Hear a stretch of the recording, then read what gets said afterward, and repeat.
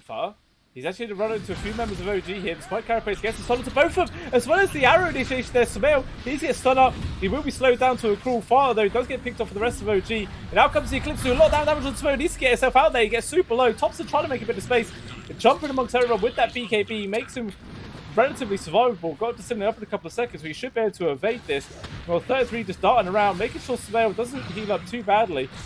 Oh, but the RP comes out. It gets connection on 2 into the LSA with the skewer back. It's going to be a lot of damage. 9 does go. Ski, though, able to get his BKB off the stand his ground. He gets the kill on Sumail in return. Sakta gets low himself with the hit with the elusive beam. Won't end up falling down, though. The 33 still just charged up the high ground. Keep himself changed. The horn toss back there from Seb. Gets control 2, but again, the skewer actually ends up missing there. Very unfortunate for him. Just facing the wrong direction.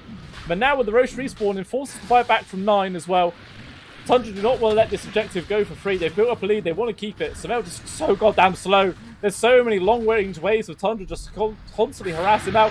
Thompson, he's trying to jump into the backlines there. And look at that. Keeper just gets melted by his own teammate. Sumail beats him to him. Thompson also gets completely picked off. Double kill for 9. And now everyone's in complete disarray from OG. Triple kill for 9. Sumail's next. He's getting slowly beaten into. He's trying to run away. He's so goddamn slow, though. He will eventually get dropped in. 33, though, does get picked off on the back line. So Sakta with that kill. The Seb also getting the +1 there onto Fire. So both the sports get picked off. But even still, 100 seconds without Bristle. 50 without the Thompson.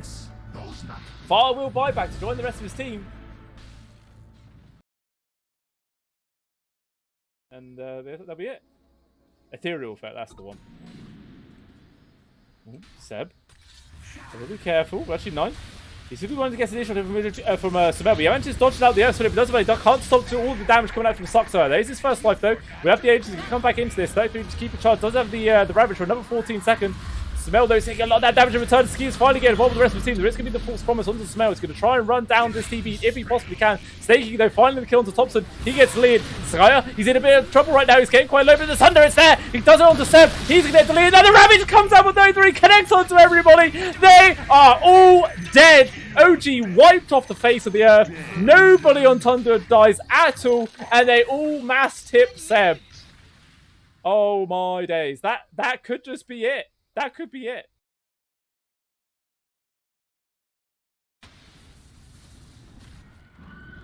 There is a decent amount of high ground defense there from Spider Pigs, the Swashbuckle as well as the Illuminate Blast from the Cottle.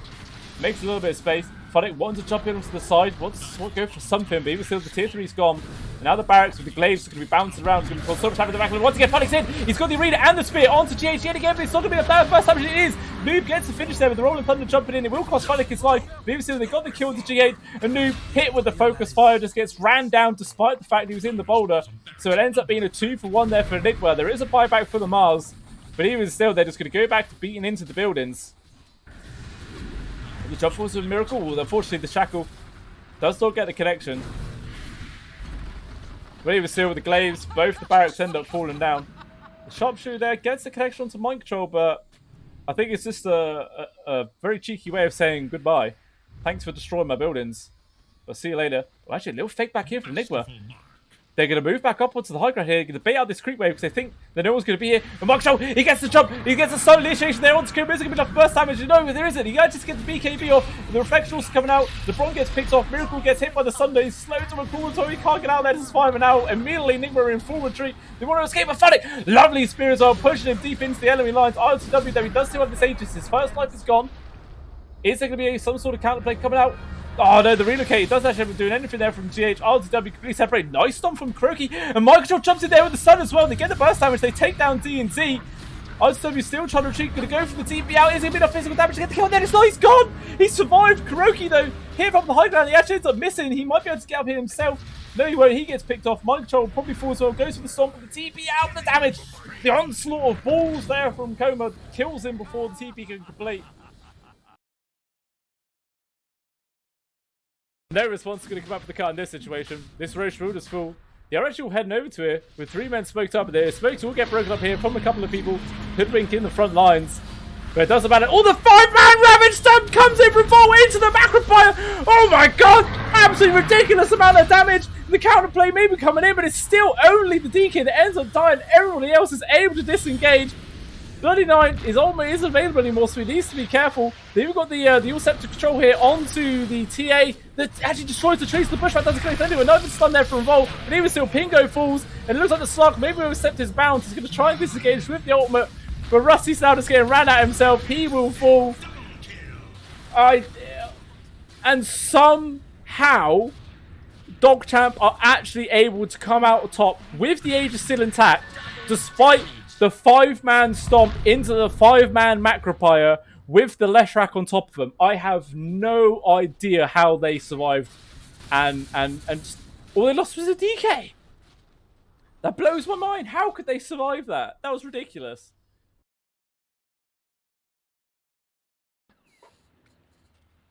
He's invis. He actually just sees FPZ, but they're still going to bother going over towards Mirana. The immediate Terror Wave is there. It's just going to be a dead Mirana for sure. No help for the rest of his team. There's nothing they could do. So he is gone yet again. 100 seconds for no buyback. Now, it's only the Terror Wave used as well there from Gabby. So pretty much everything's still in the tank left to use. He will now pop his proper meta. And he's going to swap the Aghanim, the Refresher Shard in. Oh, that's jump forwards there from Dream. The double use of the 4-star pushing around all over the place. They're going to try and control him up. He's going to be up there with the defensive egg. This could end up backfiring terribly. Dream's going to focus on it. He's going to be up there. Actually get the kill. It takes out the team, but he's got no buyback. Absolute disaster here from TNC. And the rest of the squad is just falling to pieces. Pop. He's going to try and run away, but the dot damage actually enough to tick him out. He's gone as well. That Supernova just screwed him over so hard. And that's it. That is it. There is no buyback on anybody. They're all gone for a ridiculous amount of time. And they're all just bot TPing into the mid lane. They just force this down. Oh, a little smoke play here from TNC. They're moving into the jungle. Looks like they might bump into FBZ. Meanwhile, the rest of the squad have actually found Dreamcore. It's a perfect target. The boat's going to drop immediately on top of him. There is a Sinister Gate, Stone Gaze he has to use. And she will now pop it as a bot running in for the count, but the X is the pop. The egg also coming out top. Oh, the False Promise came out there to purge away the stun onto Bok, allowing him to disengage. But nice cogs there from Kesku, actually just outside of the stun radius. So it's not going to connect anyone. The triple stun there from Tim, dropping his own Ravage down. And now they're going to turn around. The finger onto the Phoenix, blows him up.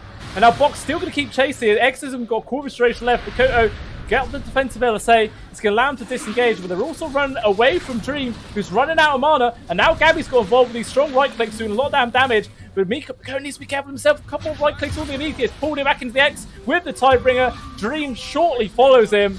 4 heroes die for Boom, and they don't kill anybody in return.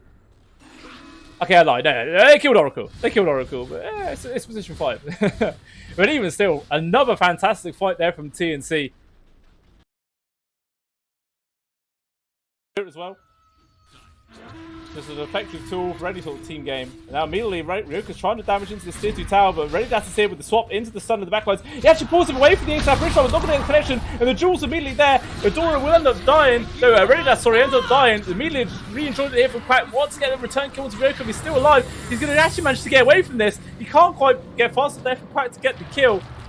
It looks like Ketchup's in an awkward position though. He might end up dying for this. They actually know the re-engagement yet again from Batsumi gets the stun standing. The Doom is there, but even still, onto the DK. That's not really the best target. He's just going to be able to tank himself through this. Quack tries to get the grab, not going to have to find it. Matrix ends up dying as well. Even Mash gets caught out there from the clockwork, and now Quack left all alone. He dies as well. A full team wipe coming out from AAA, not losing anybody, and it was right outside the tier 3 with a catapult. And no glyph available. Actually, no, the glyph's about to come up. Never mind. We're actually going to force a buyback here onto Quack. We'll see how much damage we're going to be able to do onto this tier 3 before they push him away. The Interest Christian is also about to spawn, so it's going to be a 4 on 5. Blasphemy has to jump in immediately on the backline with the jewel there from Ryoka, but the swap defensively is going to go out. As well as there's that British roll, but it's going to be fantastic. It connects onto 3 people. Absolute disaster for AAA. The over-aggression. They get wiped in response. Team wipe to team wipe. What the hell?